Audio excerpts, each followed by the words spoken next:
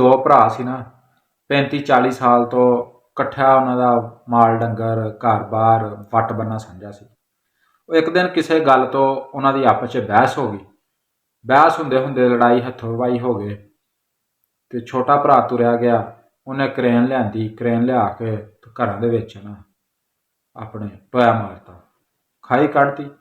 नाल उन्हां दे नहर दा पानी लगदा सी, उन्हें नहर दा पानी विच छड्डता भी वड्डा भरा मेरे अल आवे ही ना। वड्डे भरा नूं भी गुस्सा चढ़िया। उन्हें कीता, तुरया गया, मिस्त्री सद्दिया। उन्हें कहा इत्थे 10-12 फुट उच्ची कंध करनी है ते 10 दा मटीरियल।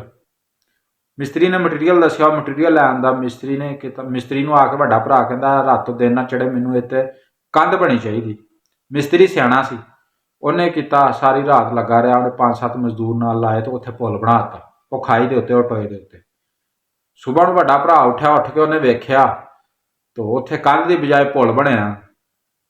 वो इदां वेखण ही दिया तो वड्डा भरा समझ गया भी मिस्त्री करना की चाहुंदा।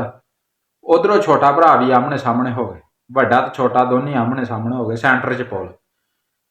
छोटे दे अखां च आंसू आ गए। उन्हें कहा यार वड्डे ने वड्डियां वाली गल कीती ना, भी कंध नहीं कीती पुल बना दित्ता, ते मैं किड्डा बदबख्त अपने प्योवां बजा भरा नूं गाली गलोच कीती, हत्थों पाई होया ते गल मैं तो माड़ी कर ली। वो इन्नी गल सोचदा पिया सी ते उधरों उन्हां दियां बेगमां भी आ गईयां ते बेगम ने वड्डी दी ने कहा भी चलो कोई नहीं, वाधे घाटे बच्चों को हो जाते, तुसीं माफ़ कर दो। उधरों हुण छोटा भी तुर आया, एक दूसरे के गले लगे तो मिल के ते ज़ारो कतार रोए तो बड़ा बुढ़ियां भी आपस च उन्हां दियां रोईयां ते हस्सियां भी नाल, सुलह जो हो गई।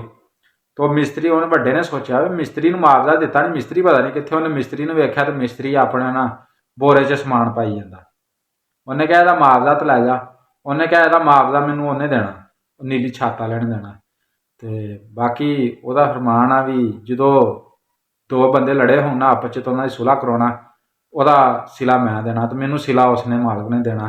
दोस्तों गल सुणाउण दा मतलब यही आ कि सानूं टोए कड्ढण वालियां च ना मालक रखे, सानूं उदां दे मिस्त्रियां च रखे जिहड़े एक दूसरे नूं मिलाउंदे आ, पुल बनाउंदे आ।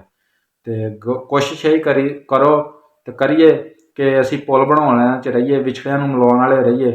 ते बाकी जिहड़ी गल आ वो तुसीं समझ ही गए होणे आ। ते जिहड़े पुल बनाउंदे आ उही बंदे कामयाब हुंदे, उन्हां दा दुनिया 'च नां रहिंदा। ते जिहड़े टोए कड्ढदे ना वो फिर शैतान कहवाउंदे, ते परेआ दे बंदे वड्डे बंदे उही हुंदे जिहड़े एक दूसरे नूं मिलाउंदे आ। जे गल चंगी लगी होवे लाइक करो, चैनल नूं सबसक्राइब करो ते कमेंट दे विच अपनी राय दा इजहार करो।